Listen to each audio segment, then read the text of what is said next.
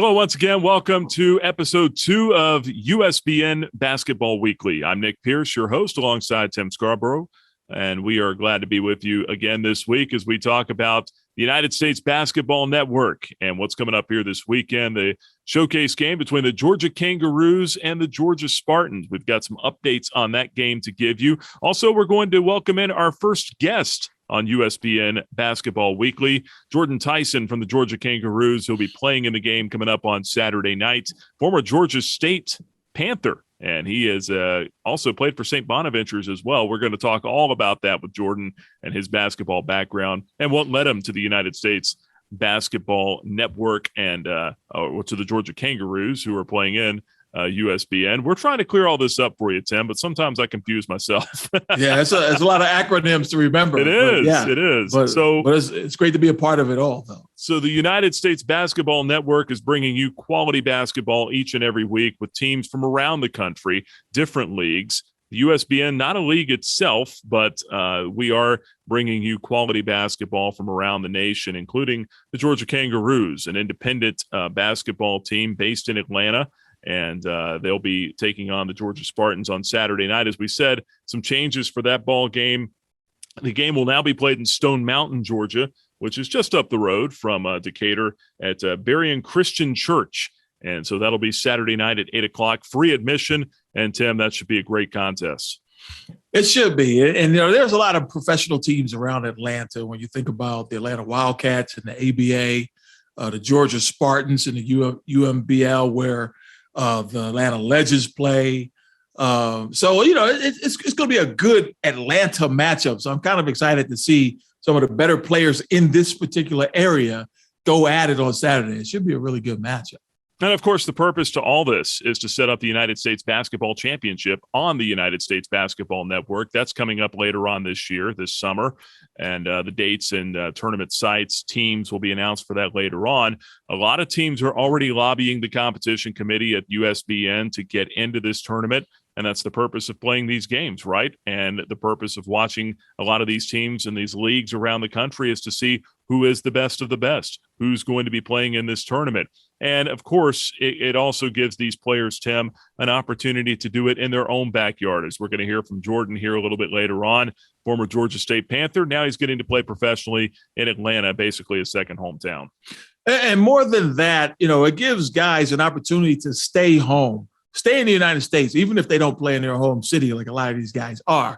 But with so many good competitive professional leagues, and we talked about this last week, leagues down in Oklahoma and Texas, certainly leagues in California, Florida, Atlanta. We talked about, I believe there's 7 or 8 different pro teams when you count the Hawks and the Skyhawks and the Dream, and in addition to all these other teams we mentioned a little bit earlier. But when you start to think about regionally, this Atlanta area is obviously a hotbed for basketball. Charlotte, the East Coast League, East Coast Basketball League, some really good players and really good teams being put together. So it'll be interesting to see the incentivized teams that are trying to win their leagues now so they can kind of win their way, or at least earn their way and earn the right to get into the USBC and ultimately crown a national champion, a national professional champion in basketball in the United States.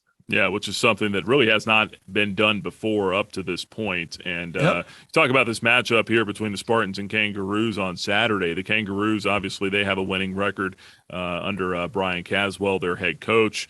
I believe 12-3 since he took over here in the last 3 years. And then the Spartans, you look at what they did last year, 6-0 in the UMBL. It was the Georgia Spartans and the Atlanta Legends that were two of the better teams in that league. The Spartans, one of the high-scoring teams in that league as well. So this should be a really compelling matchup coming up on Saturday night. Again, that's an 8 o'clock tip-off. COVID has caused the movement of the game. Originally was supposed to be played in Lithonia. Now will be played in Stone Mountain. And again, that's at Berrien Christian Church in Stone Mountain. Saturday night, 8 o'clock tip-off. And, hey, as a reward for the fans, come on out, free admission. You can see a great professional basketball game on display with some pretty good ball players coming up here on Saturday night. And Tim, that's reason enough to be excited. But when you think about these teams trying to make a statement heading into USBC, that's also exciting as well. Oh, it really is. And again, you can't say it enough about having the ability to stay home in the United States to play here. When you think about some of the negative experiences that guys have had, I've been around basketball a long time, played college basketball, played some pro basketball in the United States. Fortunately for me, I got to play in one of the minor pro leagues in Washington, D.C. In the 90s. And that was a really good experience, just driving up and down the East Coast, playing different teams. And a lot of us had jobs, so we weren't doing it full time. But a lot of the guys in these leagues pretty much just play basketball. So you're going to see a higher level of basketball being played. But, you don't have to worry about the culture shock of being in Romania or Slovakia or somewhere else in Europe or Asia. The food, being far away from your family. Ultimately, the USBN is going to continue to elevate professional basketball here in America, get it on television, get it on the YouTube and our show and other shows like us, kind of elevating the game so that these guys will be incentivized actually to kind of stay home and join some of these pro leagues and then ultimately play in the USBC and see who's the best team in the country. Show continues here this week as we welcome in our guest, Jordan Tyson, 6'10", 23-year-old center for the Georgia Kangaroos. Be taking part in this USBN showcase on Saturday night as the Kangaroos take on the Georgia Spartans. Jordan, welcome to the program this week. How are you? Thank you. I'm good. How are you doing? It's good. How are you guys doing, I should say? We're great. I'll speak for Tim. We're doing great. It's good to see you. Good to have you here. And I'm sure you're excited to be getting ready to play a basketball game. Oh, my gosh, yes. Yes, to say the least. So we'll talk a little bit about your path that got you here. The Georgia Kangaroos, your new team, your new home. I know you played Division I college basketball for folks that don't know at St. Bonaventure, and then you finished up at Georgia State and got to play in the NCAA tournament. You got to be with some really good players there, played a year overseas as well. Tell us about the road that got you here. Are you excited to be playing professionally in the United States now? Oh, yeah. As soon as one of my good friends and former teammates at Georgia State, Devin Mitchell, he just called me randomly, just recently, as we talked about before, we started the podcast, and he said, there's this opportunity to play for this team called the Georgia Kangaroos here in Atlanta. And I just automatically jumped for joy. Not literally, I was inside of my car, but inside, internally, I was just, it was just everything, I've been waiting for, you know what I mean? Just the opportunity more than anything. And then obviously we still have to play the first game, but I'm definitely looking forward to it. It's been a long time coming, the pandemic, shut things down for a lot of people, not to make any excuses, but, it's just, it was a difficult time. So having an opportunity to play again, but like you said, playing Atlanta again, I never imagined it would happen this soon, I'll say. Now you started your career at St. Bonaventure, played for a pretty good coach in Mark Schmidt, one of the better mid-major coaches. Then you got to play for Ron Hunter. You played for a couple of really good coaches. Talk about your experience at St. Bonaventure and then coming down to Atlanta and eventually making the NCAA tournament. Yeah. It's funny because at St. Bonaventure, that was always our goal. That was like the standard, not saying at Georgia State, that wasn't the standard, but St.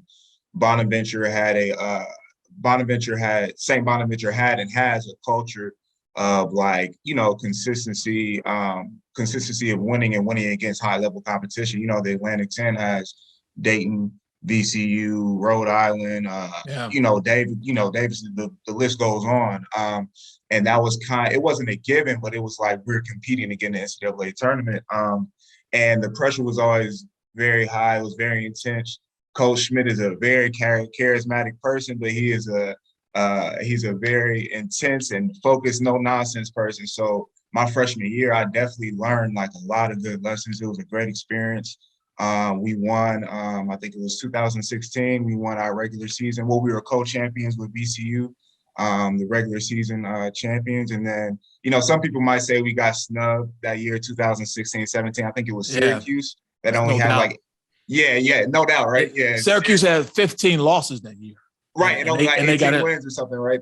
Yeah, and they got in. But hey, things come full circle. I was gone, but they had a win against Syracuse. I remember because some of my teammates from my freshman year were there, and I'm sure it was a great experience for them. But no, yeah, I definitely learned a lot of great things at St. Bonaventure from Mark Schmidt, Dave Moore. Those two in particular I'm thinking of. Yeah, man, it was just a great experience. And then coming to Georgia State, I was hesitant at first, you know what I mean? Like being in the city, you know, it's such a huge difference. You know, St. Bonaventure is in upstate New York. You know, it's in Olean, New York. I don't know if you know. Yeah. I covered the Atlantic 10, so I know all about St. Okay, cool. So, yeah. So say no more. No more. Yeah. Jordan, I've got to ask you this: the hard-hitting investigative reporting questions here. You're from Cincinnati, but you call Atlanta home now, so I've got to ask you: Skyline Chili or the Varsity?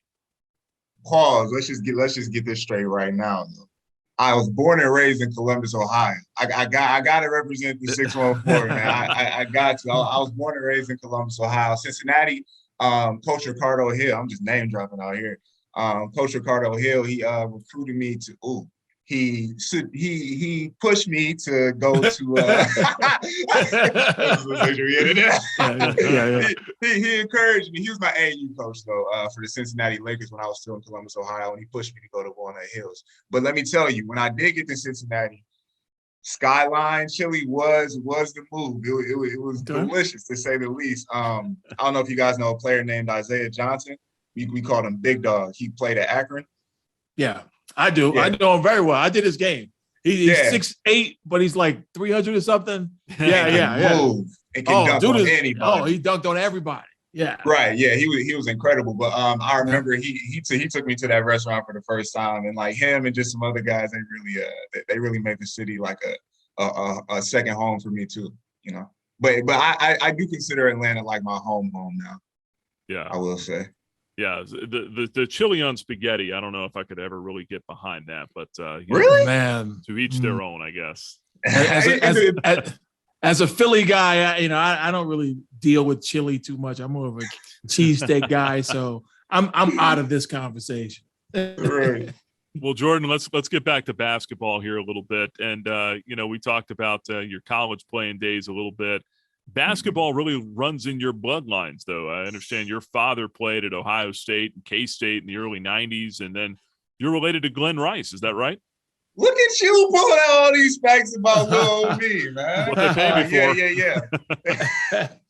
My cousin's Glenn Rice is my grandfather's nephew. My dad played at Ohio State. He was a McDonald's All-American at St. Joe's. He was actually on the movie Hoop Dreams.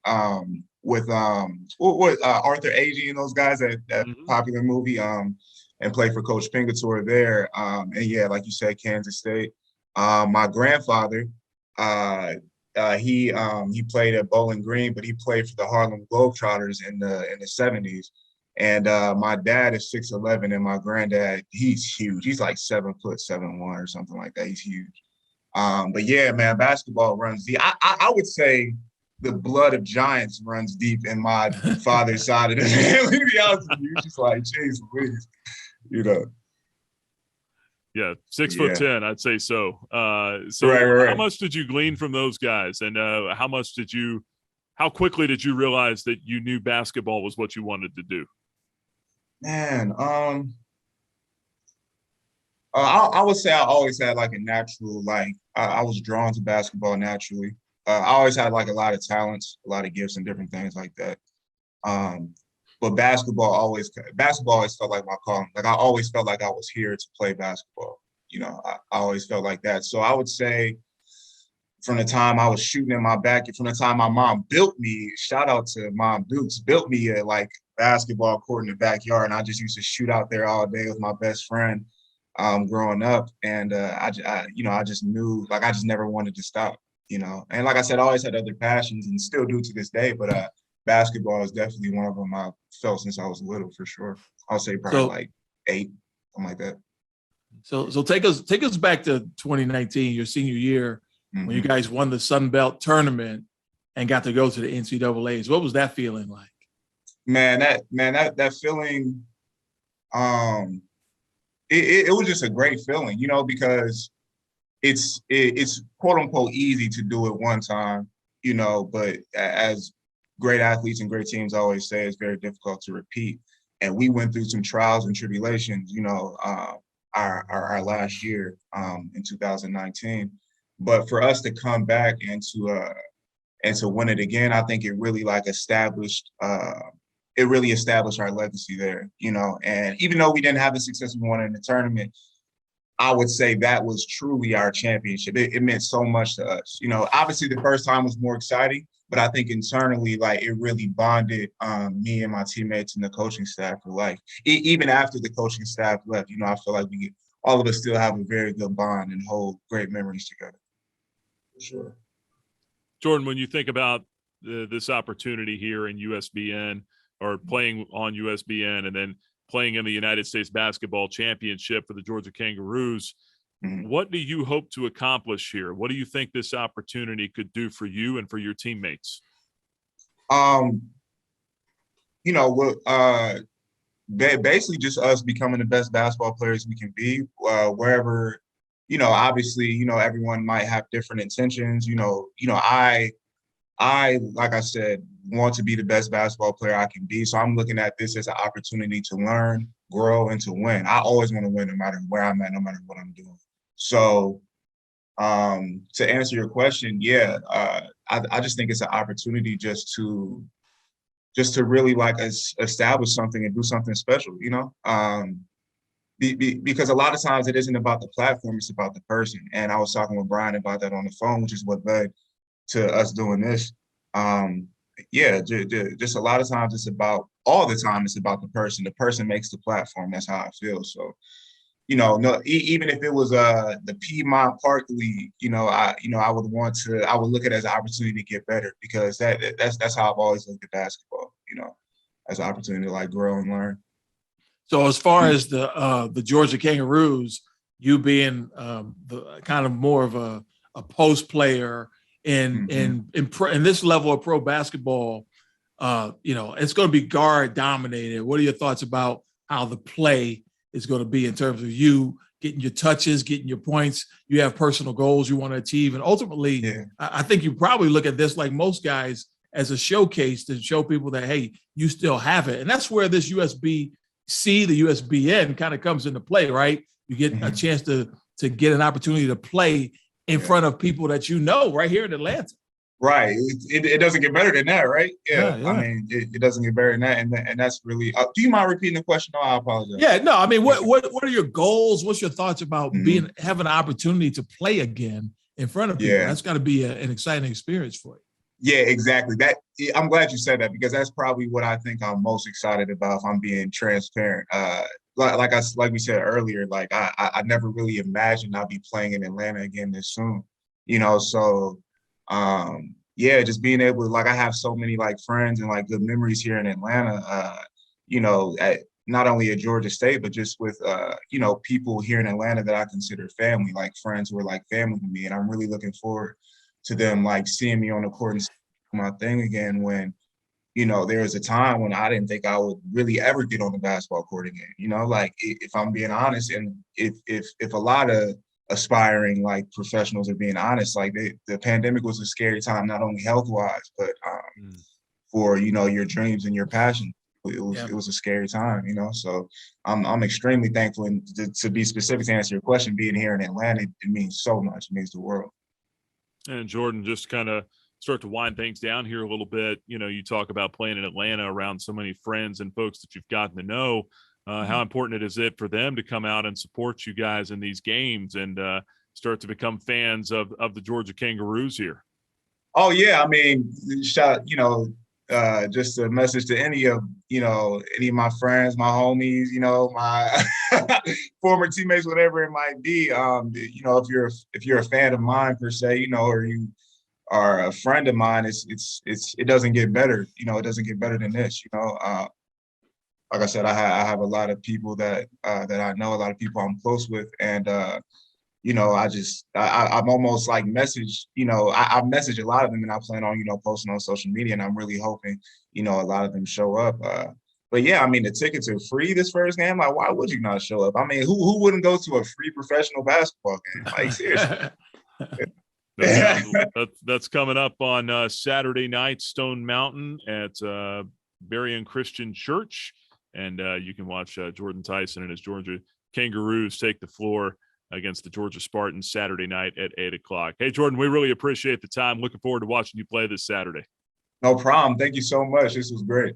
Yeah, right, good luck. Good luck Saturday. Thank you. I appreciate it. Yeah, thanks, Jordan. That's Jordan Tyson from the Georgia Kangaroos joining us here. And again, remember, coming up this Saturday night, 8 o'clock tip-off, the Georgia Kangaroos and the Georgia Spartans at the Berrien Christian Church in Stone Mountain, Georgia. Go on out and support the Kangaroos and the Spartans this Saturday night on the United States Basketball Network. And that'll wrap it up for this week's edition of USBN Basketball Weekly. For Jordan, for Tim Scarborough, my name is Nick Pierce. We'll see you right back here next week. Until then, so long, everybody.